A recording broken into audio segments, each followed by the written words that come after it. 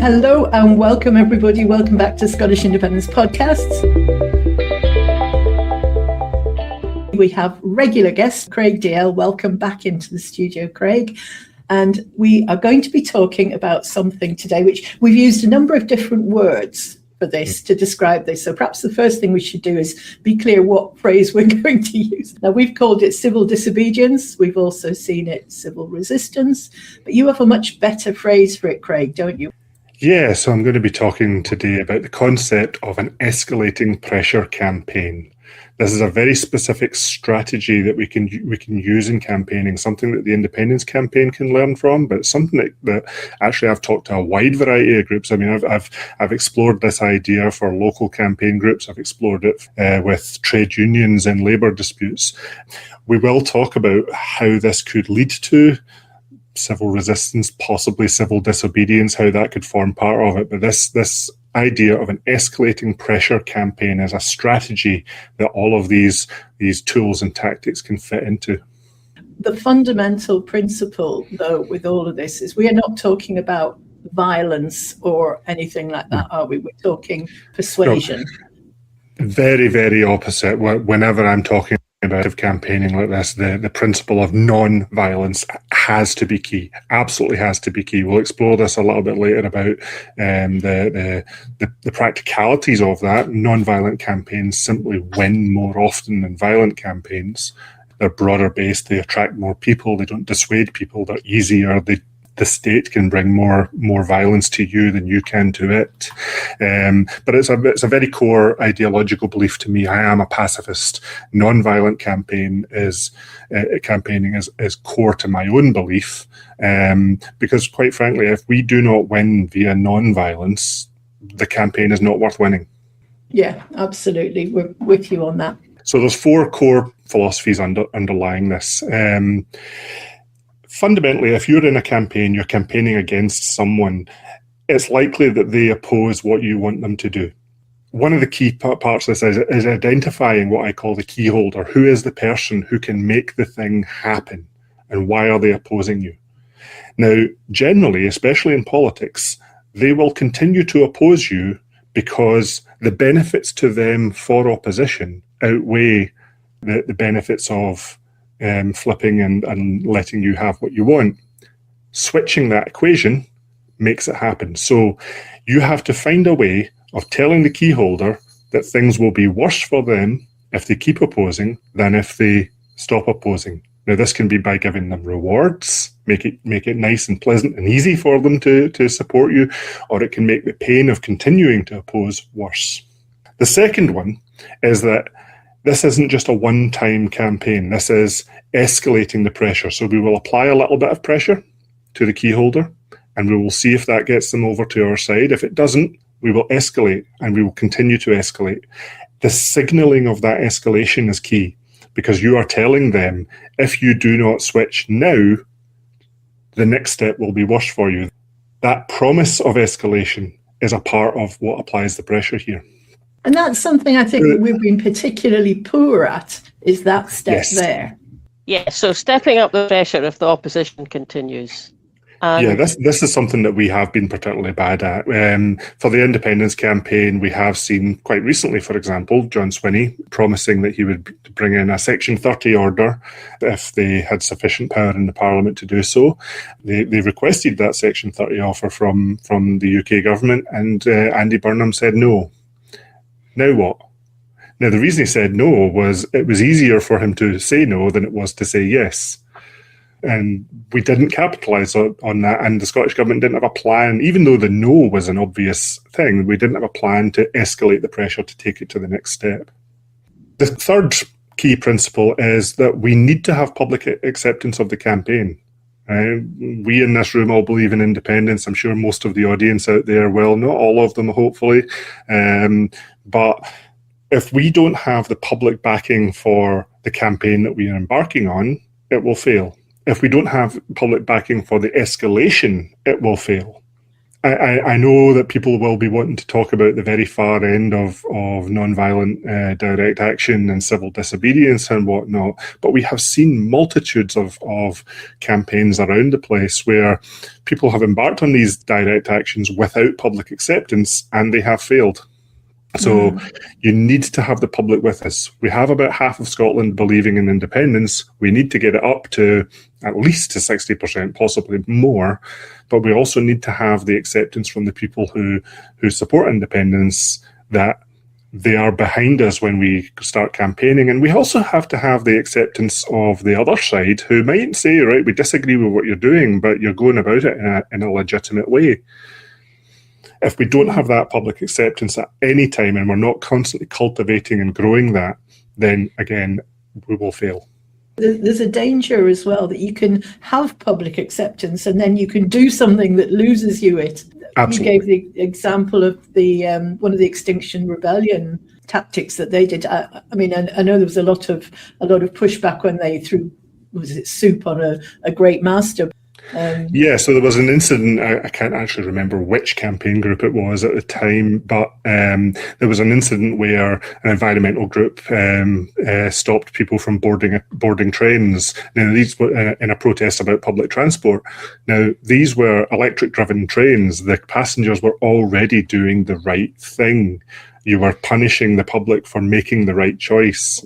Personally, I would have jammed open the turnstiles and given folk a free ride. That might have been more about public acceptance. It would have also applied more pressure onto the owners of the trains to do what they wanted. It wasn't impacting the public so much that way. So that's a good example of how you need to cultivate and not lose public acceptance. The fourth point about this, and again, we can talk about this in some detail later, is a campaign doesn't have to be monolithic. We don't need a tartan messiah to drive us forward to independence, but they must be organised and planned. We do need to have some kind of planning body who are mapping out the strategy for the Escalating Pressure Campaign, mapping out the pressure points, finding where that pressure can be applied, measuring public acceptance, determining when we can take it to the next level, and also taking care of rogue and fringe elements within our own campaign. If someone decides to go out and escalate too far too fast, they need to be brought in and reined in, or quite frankly disavowed. And we have to understand that we live in a media environment, and there needs to be someone for the media to call for a spokesperson role. Now, this was something that we understood back in 2014. Yes, Scotland wasn't necessarily the best on-the-ground campaigning body. My own local group did a power of work far better than we were getting instructions from head office. But they were a central body who could talk national issues and could play that central role without necessarily having a single leader out in front. Yeah. So, I mean, if we talk about some of those core principles, I mean, I think of things the SNP or Scottish Government haven't done. The one thing they have done that seems to fit with that in terms of getting the public behind them is the campaign that it's Scotland's choice. It should be Scotland's choice. It's not talking about independence as such, although obviously that's the main reason, but saying it should be up to the Scots to decide when we have a referendum. So is that a good example of a tactic then that gets the public behind you? Yeah, I mean, this is a good way of sort of understanding, having the public support. That idea of democratic outrage is a powerful one. And we do know that even amongst people who don't necessarily support independence, there is greater support for Scotland making decisions from Scotland. More devolution or more local control or whatever. But there is a good chunk of the electorate out there who would support Edinburgh taking more decisions rather than London, even if they don't support independence completely. And playing with that attitude and cultivating that attitude and pushing forward on that is a good tactic. And it also puts your opponent in the position of arguing against democracy, which is, not a good look. Yeah, when we get into the actual structure of what the the process of escalating pressure looks like, one of the key steps there is legitimisation and delegitimization. And you can see, once you understand an escalating pressure campaign, you start looking at all campaigns at little micro versions of that, and you start saying, oh, I could have done that better, or there's the mistake they made in losing that segment of the audience, or that's actually quite good there. You could build on that. Yeah, Brilliant. Yeah, because the latest batch of Scottish economic figures came out. The GERS figures came out was it last week or this week?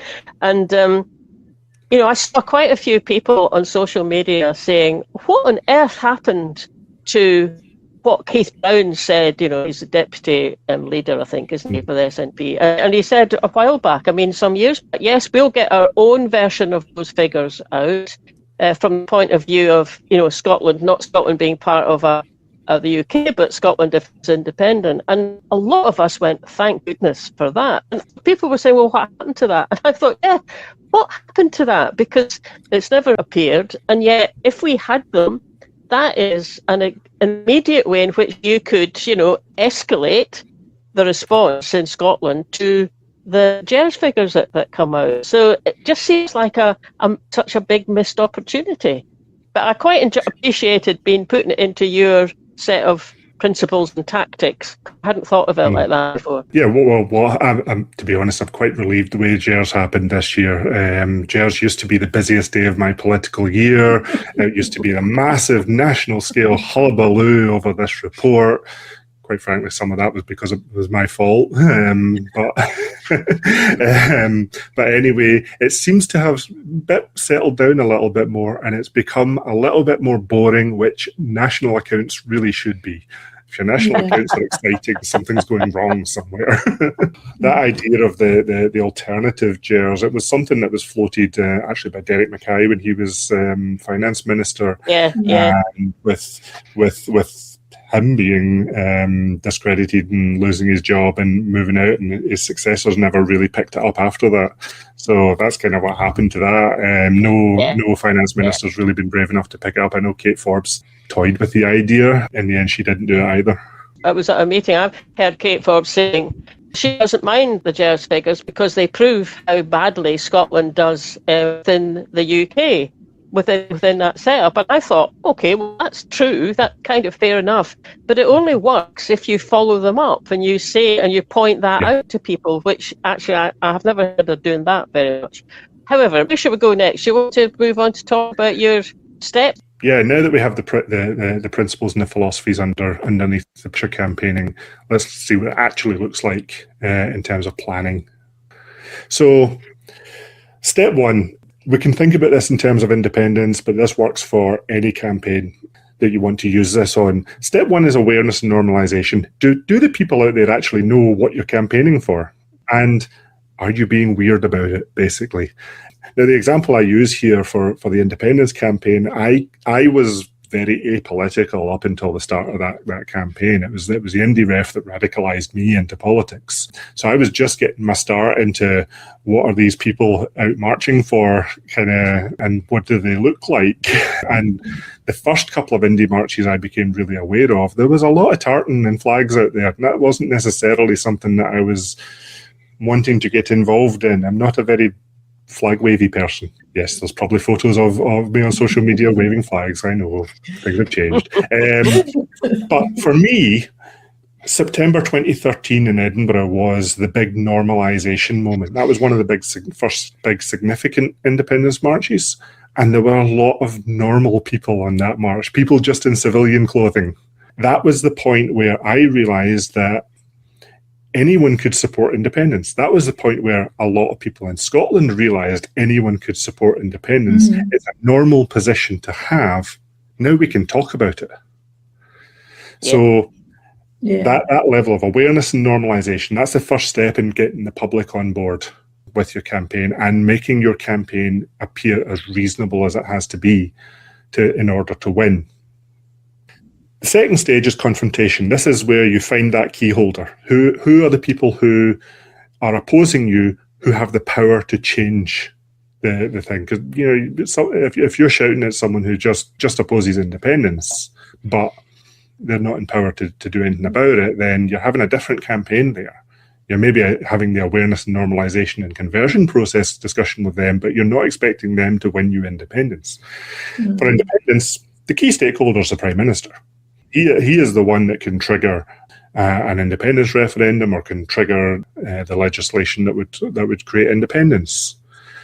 The second part of that is find their pressure points. Who do they respond to? Is it their voters? Is it their MPs? Is it their donors? Is it someone else? Who could convince them who you can reach and apply pressure to? And you start making that idea of opposing you harder and harder by just turning the screws on them in phased, escalating ways. That's an interesting one, because 5 years ago, maybe, I think I would have been able to say who those key holders were and maybe have a guess at what their pressure points are. Now, if you think of current politics and the influencers and the money and lobbyists, foreign actors and the political and the religious, there are so many dimensions now, that play on that person, that it really could be quite difficult, A, to identify exactly who they are, and B, to get to them. Yeah, it can be a very big challenge, and it's an important one. It's why a lot of campaigns that aren't following this strategy often fail, because they start talking at cross purposes, or they start campaigning at someone who technically is the key holder but isn't beholden to us. John Swinney sends a Section 30 letter. Andy Burnham looks at it. No, I don't answer to him. And saying no is far easier for me than saying yes. If I say yes, my MPs might chuck me out, and I'm only just in the seat. So it was maybe a necessary step to do, but is it applying the pressure that we need it to do? Yeah. The next step is legitimization and delegitimization.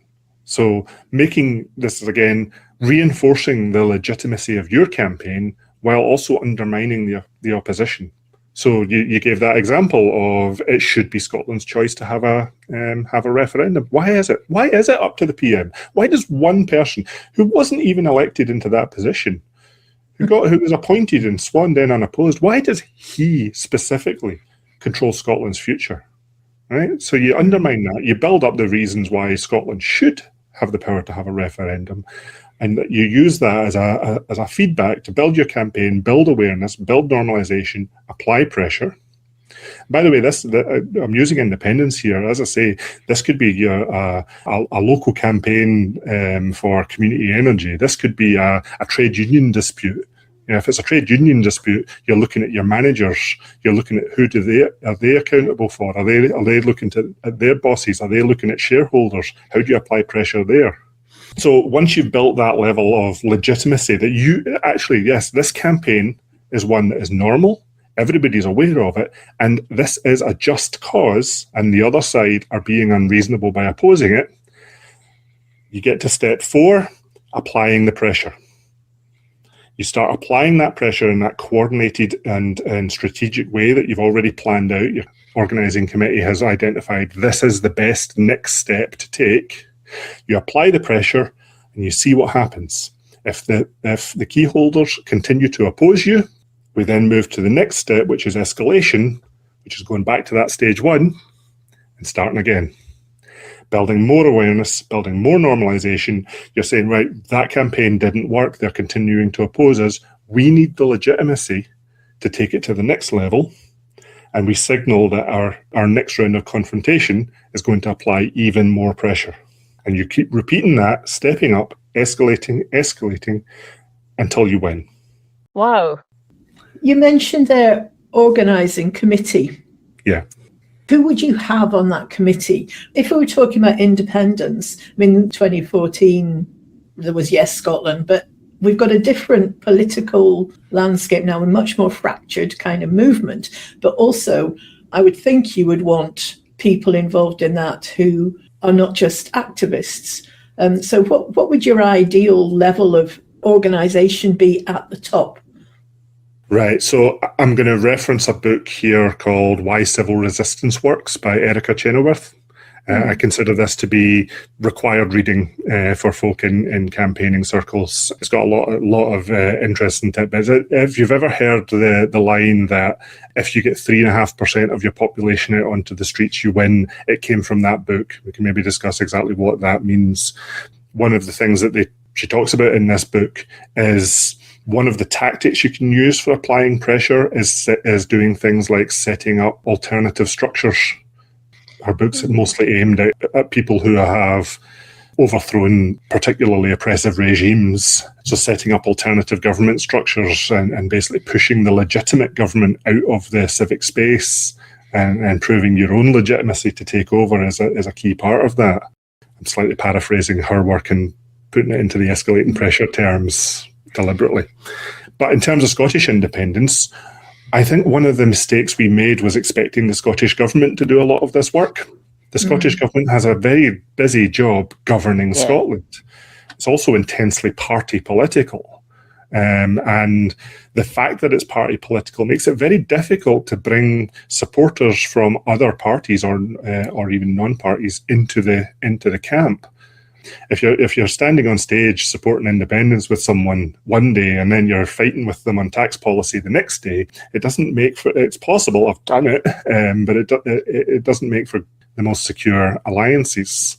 Yeah. So one of the things that Commonweal supports, we wrote about this in our book, How to Start a New Country, back in 2018, is setting up a national commission.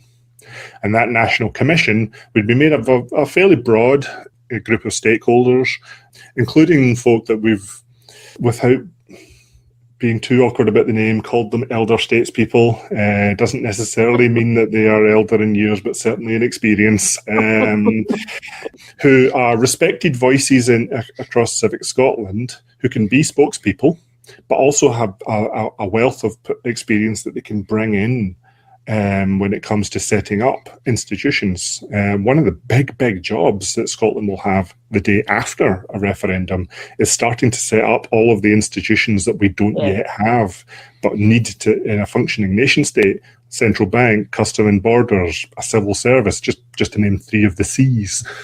Massive recruitment. The number of jobs that independence will create is pretty impressive. Craig, would that be something similar to, I'm not sure this was its correct title, but was something like Constitutional Convention Group that was set up to get us to the point of having the devolved government set up? So that was similar, wasn't it? Yeah, very much, yeah. That's a very good example. But you can also see how that process, if you know the history of it, did fall into the party political trap. The SNP famously disavowed it to a large degree. But that idea of having this institution here who can plan those strategic actions, but can also take actions itself that aren't necessarily actions that the government can take, is an important part of this process.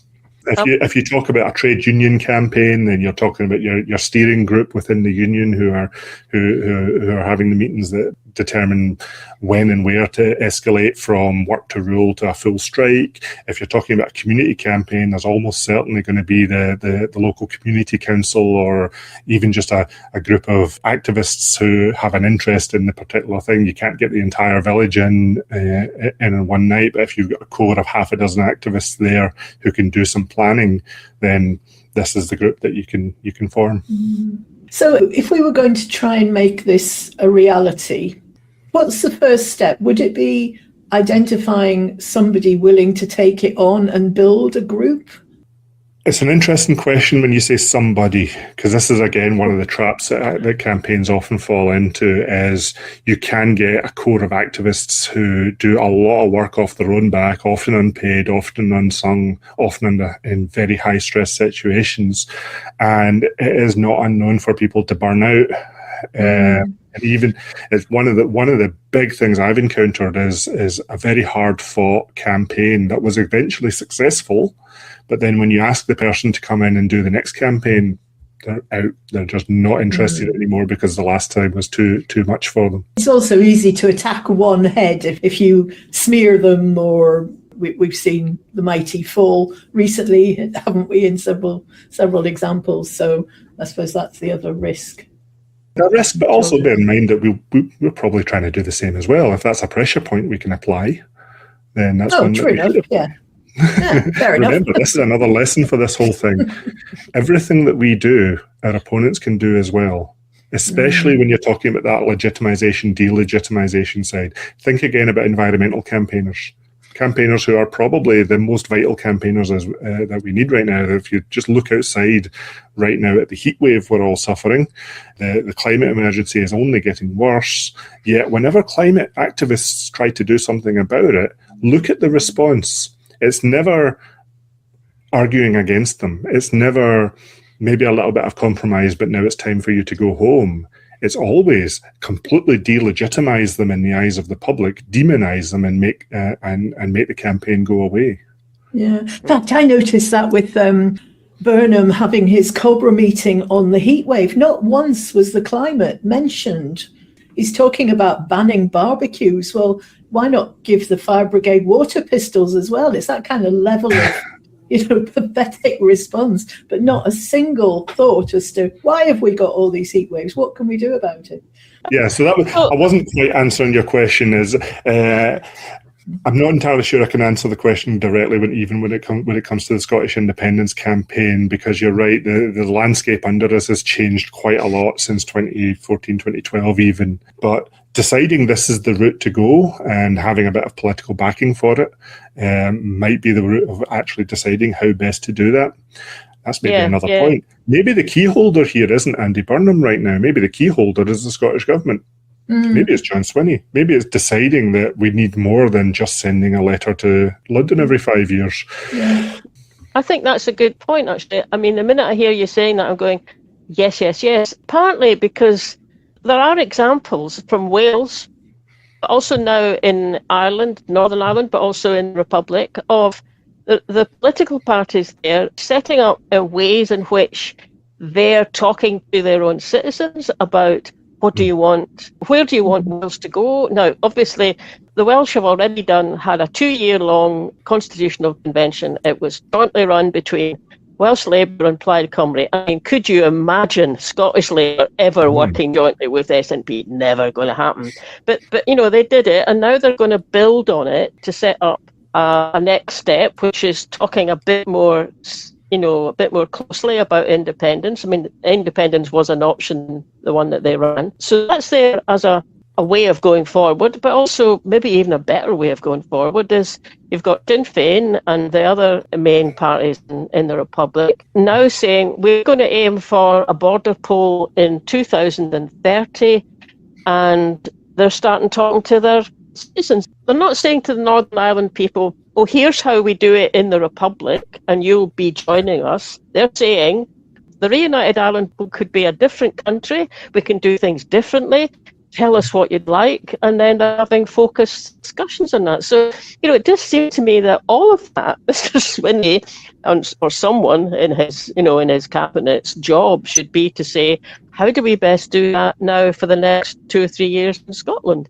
Are they doing it? Well, I've got my fingers crossed, but I kind of doubt it, and I don't understand why not.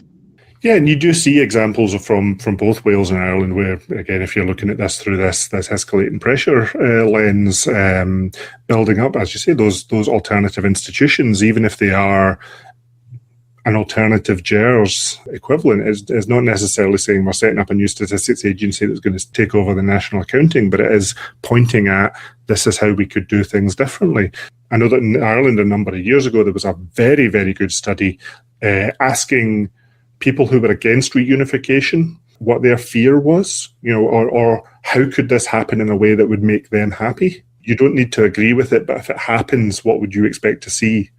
And going into that report, very well worth reading, that addressing the people's fears and looking at just how reassured actually a lot of people would be is quite enlightening. But that helps build up the awareness, the normalization, and the legitimization, and that reports like that then can apply pressure on people who oppose it, because that fear-mongering of it'll all be terrible and everyone will oppose you, well, here we have evidence that even the people who disagree with us aren't necessarily going to oppose us in the way that you say they will.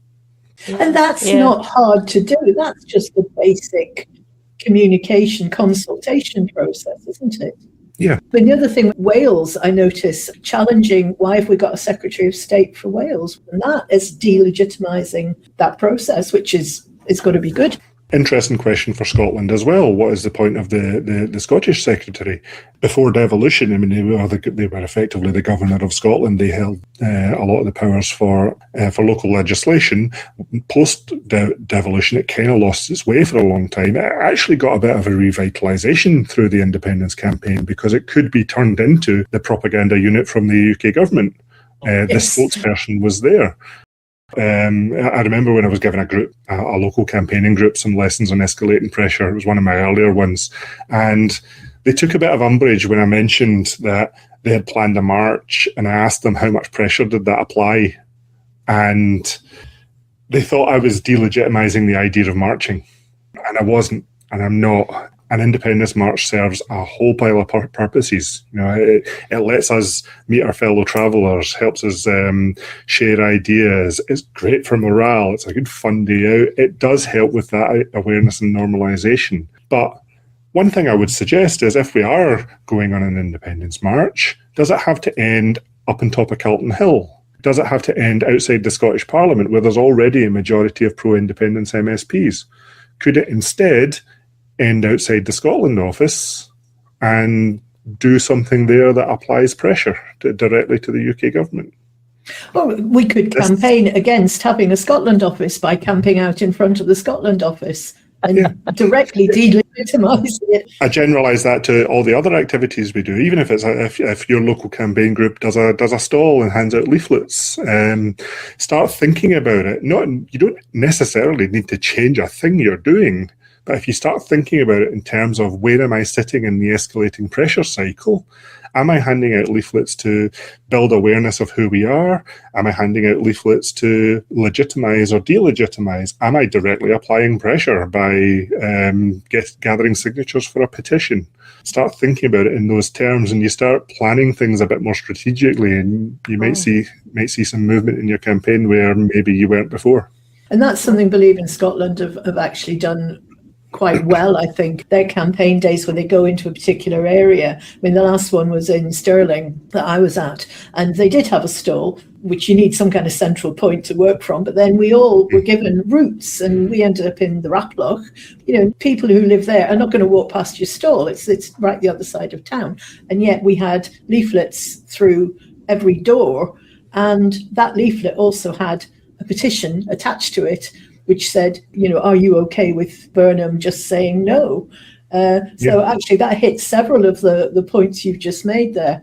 I think that's a good challenge to ourselves when we're doing actions. It's, you know, what's the most bang we can get for our buck? And I think even with the marches, I mean, we do them on a Saturday because that's when a lot of people are there. That's when the offices are closed. You know, if we really wanted to get in the way, which of us are available on a Wednesday? Where have we got to then, Craig? What should we be talking about next?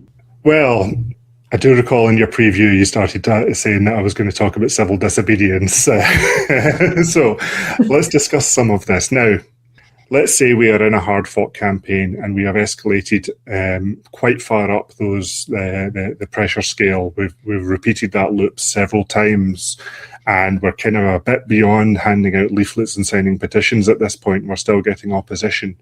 Now, as I say, all of our campaigns, no matter what you're campaigning for, it must be non-violent. This is a thing that Chenoweth stresses in her book as well. Non-violent campaigns work far more often than violent campaigns. There are a lot of people who will not join a violent campaign, so you immediately denormalize your campaign if you go violent. Probably the best example I can imagine here. Imagine you're in a very tense protest. You're standing off against the government. Tensions are rising. You're approaching a tipping point. Standing beside you is a government agent provocateur who has infiltrated your group, and they want to tip things over and delegitimize your movement. Do they, A, stand out in front of the crowd, appeal for calm and tell you all to go home, or do they, B, throw a rock through a window? Right? Throw the rock. Yep. The answer to that question is the government knows that a violent campaign delegitimizes itself. Yeah. Right. And that also is the point about the 3.5% rule. The response to that by the opposition is to fracture your movement, and agent provocateur could well be the way they choose to do it. Yeah, just a quick aside on that 3.5%. I mean, 3.5% of Scotland's about 200,000 people. The Scottish independence movement, if it hasn't quite hit that point, it very nearly did at its peak. I don't necessarily believe numbers about how many people were out on a march, no matter who's saying them. But we have seen marches that claim to have 100,000 plus or approaching 200,000, or we've had days of action where we've had multiple marches going on throughout Scotland. So we have had that volume of people out on the streets, and it doesn't necessarily mean if 3.5% of people in Scotland believe in independence, it will happen. Even if the other 96.5 don't. No, because if you're sit out on a march, you have to think about your friends and family who agree with you but aren't the kind of marchy type who haven't come out on you. There's a mass of people behind you whenever you're out marching who aren't there. That's what the 3.5% rule means. It's not even really a rule, it's an observation. It's once civil movements, especially if they are big movements against a tyrannical government, that's the kind of tipping point you need. But yeah, there's still that vast gulf of actions you can take between signing a petition and full rebellion. They're all kind of lumped in Chenoweth's book as civil resistance. I do like to split them into civil disobedience, which is when you are deliberately breaking the law, and civil obedience, when you are obeying the law obstructively. If you're a trade unionist, work to rule is a fantastic method of civil obedience. You can really snarl up a workplace by just following the rules. My favourite example on that one is Brian Quayle, the Scottish CND campaigner who stopped a convoy heading for Faslane by pressing the button on the Pelican crossing, walking out on the Green Man and lying down in the road. Yeah, I could imagine a resistance campaign in the House of Commons, for instance. The House of Commons is an old institution with a lot of extremely arcane and frankly stupid rules. You could... For instance, I mean, it's a bit harder now because they changed the rule slightly, but there used to be a rule that was colloquially known as the I Spy Strangers rule. Technically, it's not legal for the public to be in the House of Commons. So if anyone spots someone who isn't a politician in the chamber and shouts, I spy strangers, they could call halt to proceedings until there's a vote to make the proceedings private and clear the room. This was successfully used once to remove the Prince of Wales from the Commons during a debate on Irish Home Rule. So, I mean, it takes about 15 or 20 minutes to hold a vote in the Commons. Yes. So imagine if you have a block of people calling that at every opportunity and just snarling up the works, call obstructive points of order, disrupt PMQs, even if it means getting chucked out. I mean, this goes into the civil disobedience side, but if you had one SNP MSP calling a vote that takes 15 minutes to deal with, then everyone trudges back, then someone else raises a point of order that causes another vote, there's another 15 minutes wasted, then someone causes a bit of disruption, gets them chucked out, there's another 5 minutes gone. If you've got 30 odd MSPs, you could shut down the Parliament for a day. Right? So looking for these rules as means of applying pressure, yeah. They need to maybe be wearing T-shirts or something saying, I'm doing this for democracy in Scotland or something, because the risk there is that you alienate the people watching PMQs that you need on your side. Delegitimization, normalization, keeping all of that in mind. Yeah.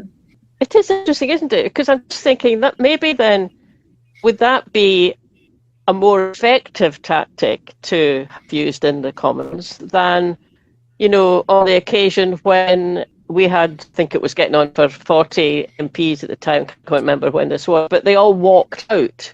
It got publicity, but it also kind of lent itself to unionist parties, or at least the rest of the Commons, i.e., just laughing or saying, oh, we'll never miss them and hope they don't come back and stuff. So, I mean, I quite enjoyed it when they did that. It was sort of saying, oh, good, well, at least you've done something.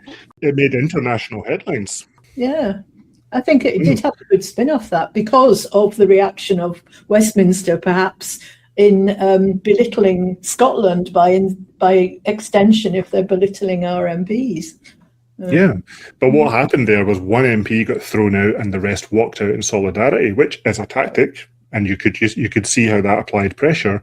But if you wanted to escalate from there, what would it be? Well, when one MP gets chucked out for disruptive behaviour, one more MP stands up and does the same, gets chucked out, then another, and again, you can stretch that out over hours. Yeah, that's cleverer. Yeah. Well, I'm not going to say cleverer, because the previous tactic was one that did apply pressure and did work. It did have its role, didn't apply sufficient pressure, so the next escalation is to go a bit harder. Yeah. And this does take us into that civil disobedience side of where are the rules that you can break and are willing to break. But also that blurry line in between, because, again, the opposition aren't static. They can do stuff to us. The government especially can make an action of civil obedience into an action of civil disobedience by making something illegal. It used to be perfectly legal to protest by handcuffing yourself to a railing. The suffragettes famously did it. Now it would be treated as an illegal action, possibly terrorism. Yes. Holding up a board with a certain series of words on it, I'm not going to mention those words for obvious reasons, is now an illegal action that a couple of years ago was perfectly legal.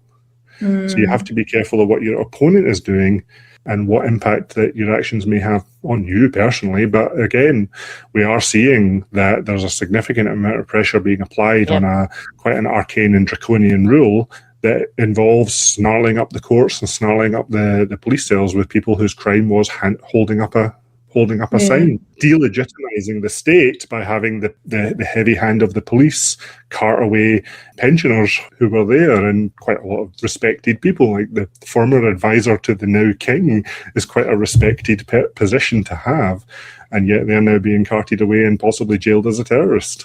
It's not doing any good to the government, that position, I don't think. I mean, when we were talking earlier about mass movements and, putting pressure on governments, I mean, one that came to mind was actually in Belarus. So Belarus is back now to having its dictator there. I can't quite remember the guy's name. Lukashenko, is it? But a few years back, there was the election and the opposition parliamentarians won it. You'd get videos coming out of Minsk, the capital, and the city was absolutely jam-packed with demonstrators, pro-democracy demonstrators, huge Belarusian flags up and everything. And yet, in that situation, Lukashenko just cracked down. And he had the police and the army, I suppose, behind him, and it's now all gone. So I'm not suggesting there could be anything as extreme as that happen in the UK, but something's happening, isn't it? Because we've just been talking about what were previously legal obedience, civil obedience, but jamming things are now being made into something that's illegal. It doesn't do to kind of be complacent and take things for granted, because the ground can shift. The government in London can make the ground shift under our feet. And I suppose that's where, in this whole kind of discussion, where, planning comes up and, escalating comes up, and you have to kind of think, well, where could that maybe lead us? Some people don't have much to lose. They could take part in a demonstration. I mean, I don't think I'd have much to lose. I don't care if I ended up with a police record. But that doesn't apply to a lot of folk. And again, this is where Chenoweth's How Civil Resistance Works book is really, really good, because it does talk about what happens when non-violence gets to that absolute edge of what they can do in the face of an obviously violent opposition. But even at that point, she still makes the point that non-violent campaigns still win more often in the face of that violence. Yeah, well, you have the moral upper hand, don't you? Yeah. Yeah. Very, very few things more that delegitimize the state more than seeing the state throw the full force of violence against peaceful protesters. Absolutely. Yeah, that's true. So can I ask a question, which is kind of, because I'm thinking about these right-wing fascist demos that are happening. Well, they're happening all over the UK, but they're happening now in Scotland, despite, I suspect, quite a few of us thinking, that can't happen up here. Well, it can, even if they're being bussed up from over the border. But how does that work? Because that's kind of like doing the opposite, isn't it? It's riling people up. It is violent. I mean, over in Northern Ireland happened the same, like the bricks got thrown, but the bricks weren't getting thrown by someone who infiltrated. They were getting thrown by the people who were doing the demo. So that seems to be going in the opposite direction to what we're thinking. But it's a very good example of how violent campaigning doesn't work. It delegitimises you. I'm not necessarily going to be in the business of giving political strategy to my ardent opponents, but if you think about these campaigns right now, yeah, there was a fascist protest outside Holyrood, conducted by a bunch of people wearing masks. Why were they wearing masks? Because they knew that they were still in the very early stages of the awareness campaign for them. They weren't even at normalization. For normalization, they would be comfortable not wearing their masks. And yeah, the violent riots that we're seeing very, very quickly delegitimize in the eyes of the public, because they know that could happen outside their house. Yeah. We saw that in Falkirk when there was a group opposing migrants that was then appalled at the other groups who started standing by them, and to the extent that they dissolved their group because it just had completely become something different to what they intended it to be, and they weren't prepared to stand by it. I will leave for an exercise for others what an escalating pressure campaign would look like if you were on that side of the fence, but just be aware I know how to defeat you as well. Yeah. I've mentioned a few resources here. I'm sure you can add some links to a few things I've written, and both me and my wife, who's also an activist in this sphere, have written over the past few years. About five or 6 years ago, we wrote a 4-part series on pressure campaigning and non-violent direct action that has crystallized itself into what I've been talking about today. But also a really big one is that book that Commonweal wrote, How to Start a New Country, back in 2018, that talked about all the things that we would need to build an independent state. Highly encourage you to go back to read that. But also, we are about to refresh this. By the time this podcast goes out, there should be a crowdfunder live from Commonweal. If it's not, it will be imminently after that. We are looking for a bit of funding to help us go back to that book and completely revamp it. A lot of it is still really solid, but the ground has changed in the last few years. So we're going to go back and just see what needs to be updated, especially things like Brexit have really bedded in now. We've seen changes in the political sphere. Even things like the UK's policy on defence has changed dramatically in the last several years. Geopolitics and trade have changed dramatically. The world that an independent Scotland will be entering will have changed dramatically. So we're launching a crowdfunder. We're hoping to get we've already actually secured a little bit of funding to get us started, but we're looking for some money to help support us to refresh this How to Start a New Country and make it more accessible and bring it up to date. So hopefully I'll share some good news on that soon. Can you give us the link to the crowdfunder? We'll put that in the notes as well. Absolutely. We'll share that. I mean, I love that book. I must have bought about 4 copies because I keep giving them to people saying, oh, you'll want to read that. Good. That was the point of it. One thing I absolutely loved about it was it's almost a checklist of here's everything you'll need. Here's all the institutions. Here's all the things you've got to think about. So I would be fascinated if you could include an appendix maybe, or a paragraph that says, and this is how far we've got. Yes. Since the first one was published. A checklist of where we are. It would be a really good thing to see, It would be good. Yeah. And that would probably be a good starting point for coordinating campaigns on some of these other things to get them moving. That could be a good thing.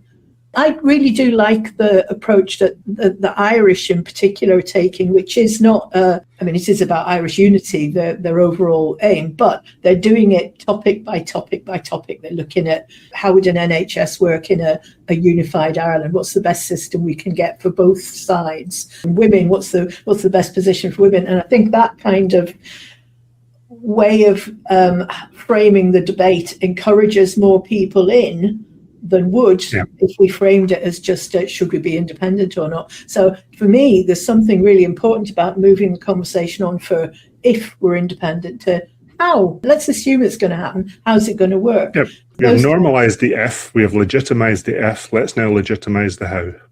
Exactly. Yeah. That checklist that you've gone through, I'm calling it a checklist, your principles and your steps, that would work whether you were in a yes group or whether you were in a pressure group with around a single topic or on a national basis? I have part of my freelance work out with Commonweal. I do give groups training on this. So if you are a yes group or a campaign group and looking for a community campaign, doesn't even need to be independence focused, or trade union groups looking in their work, give me a shout. I can come up and I can take you through this in a bit more detail, tailored to your specific campaign. I can't do party branches. Party political is a very different beast, and this kind of campaigning doesn't suit party political campaigns for various reasons, but non-party campaigns it's particularly suited for.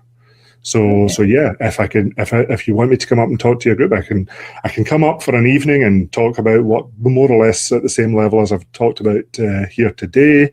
If you want me to organise a full day workshop with you to really hammer out a campaign, and we can do that. One of the ideas that me and my partner toyed with, but haven't done yet, is a full weekend, fully immersive role-playing session where we actually don't just talk about how to do a campaign. Half the room actually does it, with the other half being the key holders and the targets of the pressure. But that could be fun. It could be fun. That could really be fun.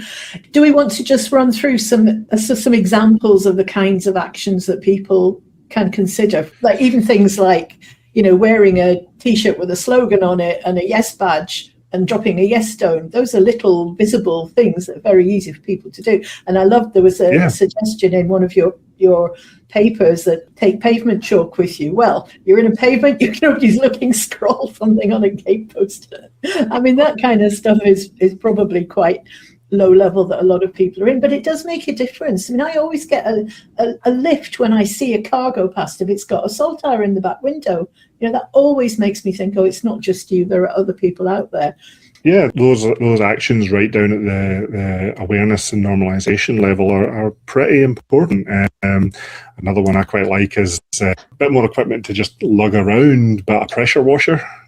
Because you can do reverse graffiti, you can clean the pavement in a pattern, and nobody can accuse you of graffiti. Or there's near where I live, somebody's planted crocuses in, let's just say, a rude shape in the spring. But you could easily have something that says yes, that comes up every spring, or something like that. Yeah, that's good. I've seen people deal with potholes in a similar way. If a pothole's being ignored by the council, it can be marked in a very, let's say, distinctive way that the council can't ignore for long. And while they're out cleaning it up, they may as well fill the pothole while they're there.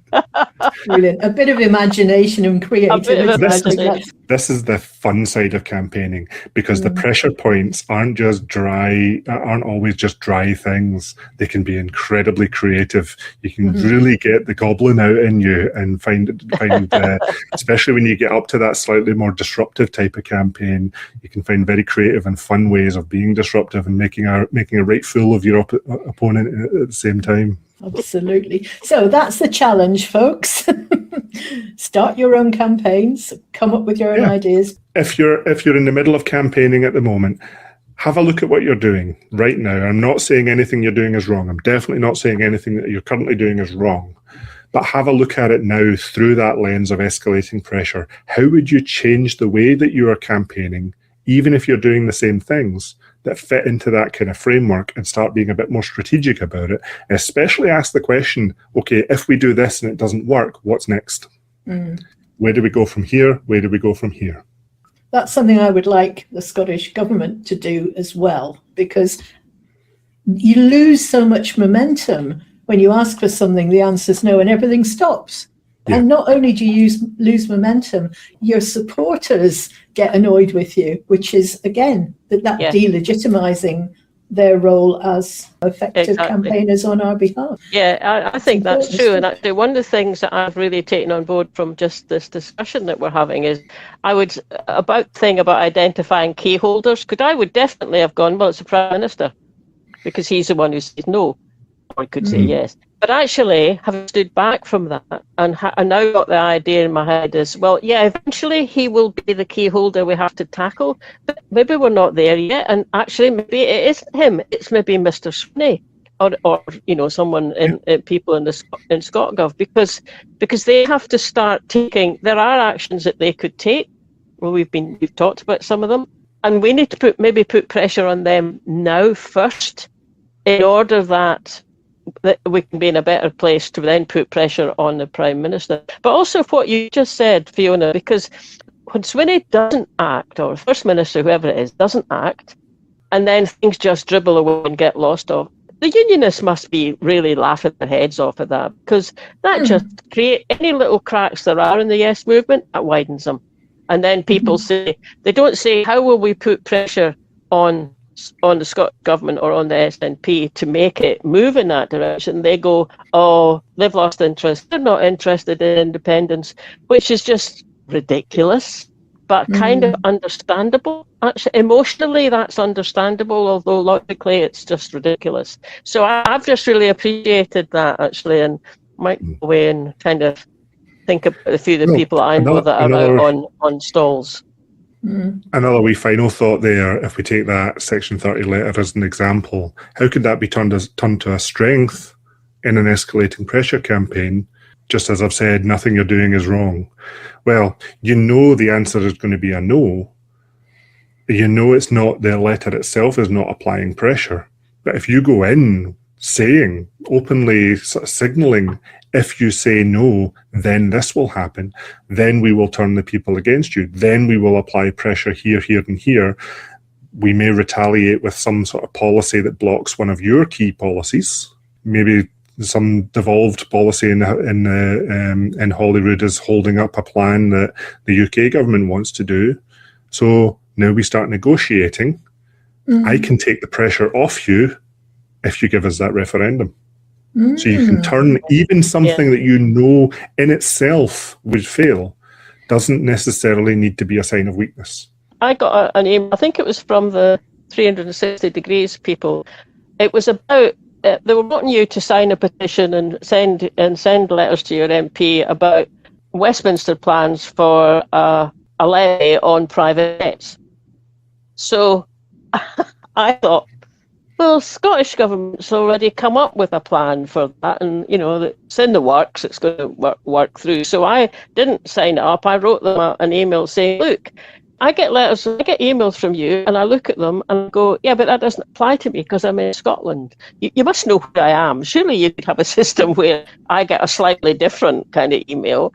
I made the point about there's a levy in Scottish Government or in their plans, and I just sent it off. Expect anything to happen, but actually I got an email back just yesterday saying, actually, thank you very much for what you'd written, and we hadn't realised that, and we're going to have a think about what to do going forward. So I thought, okay, that's fine. That was worth my while doing that. Oh, good for you. But another bit of me goes, well, why didn't you know it? Surely, to goodness, you think, I wonder what happens in Wales and Scotland and Northern Ireland, but obviously the answer to that is they don't think. A final little point in there to do with escalating pressure campaigning, pointing out that sometimes you don't actually need a lot of pressure to get what you want. You won that campaign at the awareness phase, never mind the normalisation phase. Yeah. Right. I'm really pleased with myself now. Well, it's nice to end on a high note. We've already had a success, and we've only been talking for an hour. So there you go. So we'll say thank you so much, Craig, for coming in. It's always fascinating to pick your brains, and as ever, we shamelessly have interrupted you all the way through. So I hope that's not been too annoying for you or the people watching. But it's so interesting, the stuff that we're talking about. It may be that we can come back to this topic because I do feel as if there are things that we could be doing as a movement, and anybody who's perhaps inspired to think about, how could we do that? Get in touch with us and let us know if you want us to come and film something, or if someone out there wants a full day escalating pressure workshop, and we can get the funding together to support everyone through it, including myself, and we get you two up to film it, that could be a really good day. Yeah. Again, Commonweal's crowdfunders coming out. Please look at that. We really want to get this refresh of how to start a new country going. Please support that, because that's something that we believe really could take this campaign to the next step. Brilliant. Right. Well, that's the call to action, folks. We'll put the link in the notes. Thanks for listening, Okay. everybody, and we'll catch you all later. Bye now. Thank you. Thanks for listening, everybody. Hope you enjoyed that. Don't forget to subscribe to us wherever you get your podcasts. And if you're listening on YouTube, you can click the little bell and you get a reminder whenever we put out a new episode, which is every Friday. And sign up for our mailing list. You can do that from the website, and we always send one out at the beginning of each month to tell you what's happening. Last but not least, you can buy us a coffee on coffee.com. And we'll catch you later. Bye now.